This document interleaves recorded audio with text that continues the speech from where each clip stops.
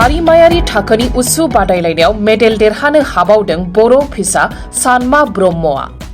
रासियानि मस्क'आव खुंजानाय उसु स्टार्ट इन्टारनेशनेल चेम्पियनशिप 2023 टुर्नामेन्टआव मोननै सिलभार मेडेल देरहानानै गावजों लोगोसे बड'लेण्ड, आसाम रायजो आरो दुलाराय हादरनि थाखाय गोग्गानाय लाबोदों सानमा ब्रह्मआ।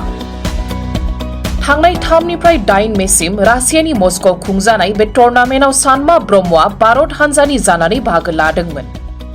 मेडेल देरहानायनि उनाव दिनै सानमा ब्रह्मआ गावनि आंगो जायगायाव सौफैयो।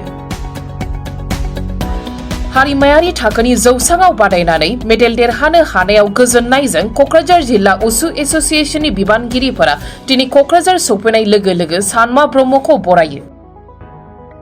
मख'नाय जायोदि सानमा ब्रह्मनि गेलेनायनि जाफुंसारनाय आरो गोबांथार हादरारि आरो माहारियारि थाखोनि बादायलायनायफोराव बिथांनि मेडेल देरहानानै रायजोनि थाखाय देरगानाय लाबोनो हानायनि थाखाय आसाम सरकारा 3थि थाखोनि साख्रि होनो फोसावनायबो जादों।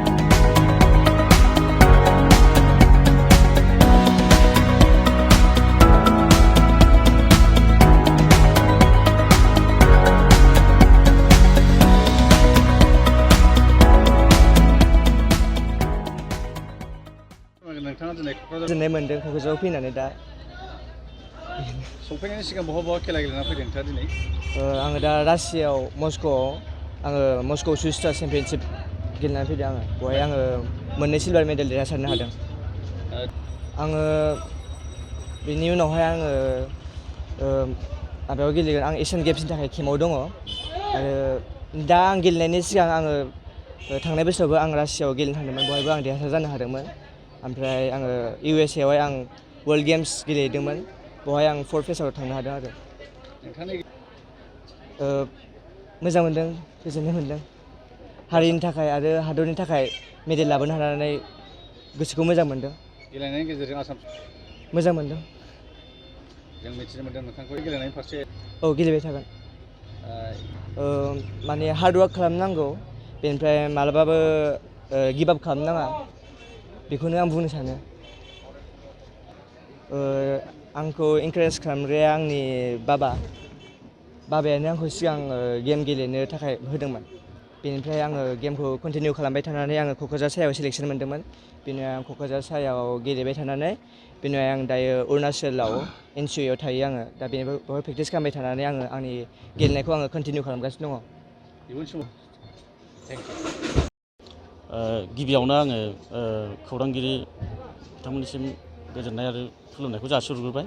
दिनै जोङो क'क्राझार डिस्ट्रिक्ट उसु एस'सिएशननि जानानै सानमा ब्रह्म माने बिथांखौ जोङो बाहाय गोजोनै बरायनानै लांफैनाय जादों।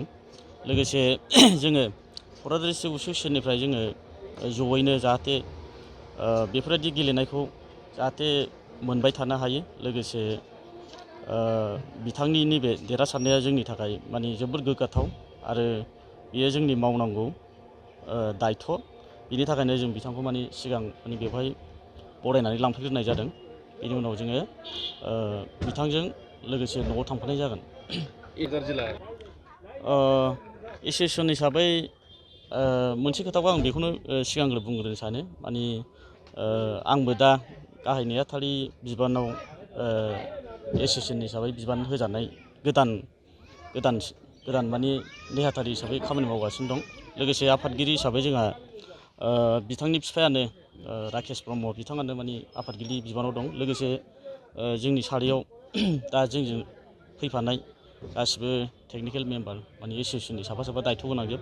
जोङो दा एस'सिएशन हिसाबै जोङो सानमा ब्रह्मनि देरहासारनाया जोबोद गोग्गाथाव आरो बिथांखौ थांनाय समफोरनि माने एस'सिएशननि जायफोर बिथांमोना दायथ' मोन्दोंमोन बिथांखौ इनकारेज होबोदों आरो गोबां माने हागौखिनिखौ माने सुबिदा होबाय थादोंमोन।